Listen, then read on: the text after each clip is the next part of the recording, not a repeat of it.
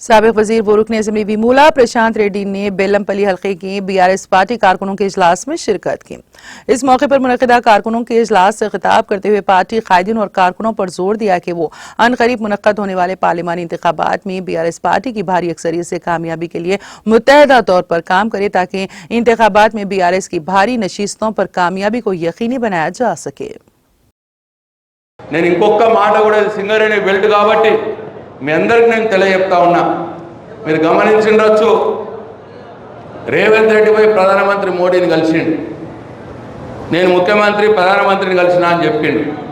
మంత్రి 3 రోజులకే అదాని వచ్చి రేవంత్ రెడ్డిని కలిసిండు. మీరు గమనించండి దయచేసి. ఒక దిక్కు రాహుల్ గాంధీ అదానిని తిడుతూ ఉన్నాడు, మోడీ మొత్తం భారతదేశ సంపదని అదానికి అమ్మాని కట్టబెడుతున్నాడు అని చెప్పి ఒక దిక్కు రాహుల్ గాంధీ అంటాడు. ఇంకో దిక్కేమో ప్రధానమంత్రి పంపిస్తే అదాని వచ్చి రేవంత్ రెడ్డిని కలుస్తాడు.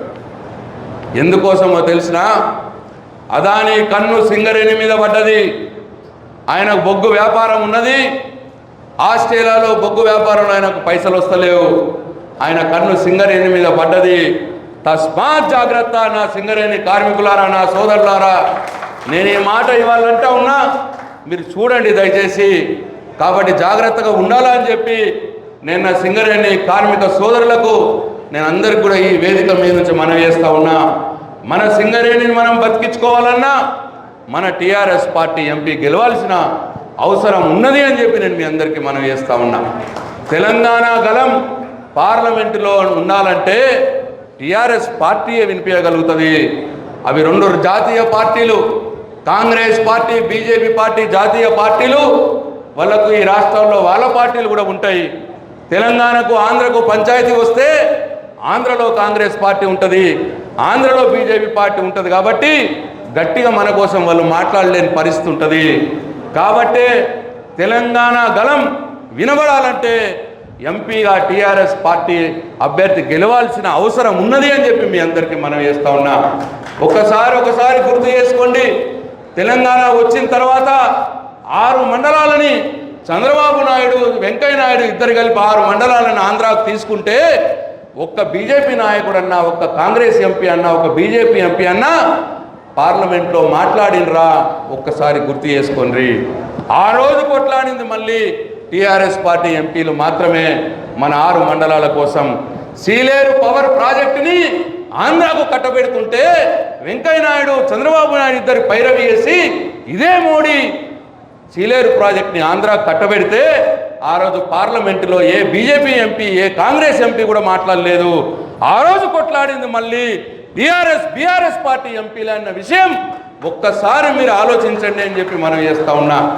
కాబట్టి తెలంగాణ కోసం కొట్లాడాలన్నా, మాట్లాడాలన్నా, మన హక్కులు కాపాడాలన్నా పార్లమెంటులో టీఆర్ఎస్ పార్టీ ఎంపీలు ఉండాల్సిన ఆవశ్యకత ఉన్నది అన్న విషయాన్ని మనం మన ప్రజలకు చెప్పవలసిన అవసరం ఉన్నది అని చెప్పి మీ అందరికీ నేను సవినయంగా మనవి చేస్తూ ఉన్నా.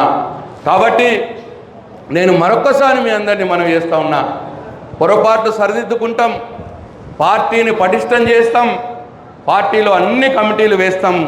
నిజంగానే జిల్లా ప్రెసిడెంట్ వేసినాం, కమిటీ వేయలేదు, దాంతో నష్టం జరిగింది. అది ఇప్పుడు పొరపాటు సరిదిద్దుకుంటాం. పూర్తి జిల్లా స్థాయి కమిటీ ఉంటుంది, అన్ని అనుబంధ సంఘాలు జిల్లా స్థాయి అనుబంధ సంఘాల కమిటీలు ఉంటాయి, రాష్ట్ర స్థాయి పూర్తి కార్యవర్గం ఉంటుంది, రాష్ట్ర స్థాయి అనుబంధ సంఘాల కార్యవర్గాలు ఉంటాయి. పార్టీని బ్రహ్మాండంగా పటిష్టం చేసుకుంటాం. రేపు రాబోయే కాలంలో మన ప్రభుత్వంలో ఇప్పుడు జరిగిన పొరపాట్లని తప్పకుండా సరిదిద్దుకుంటాం.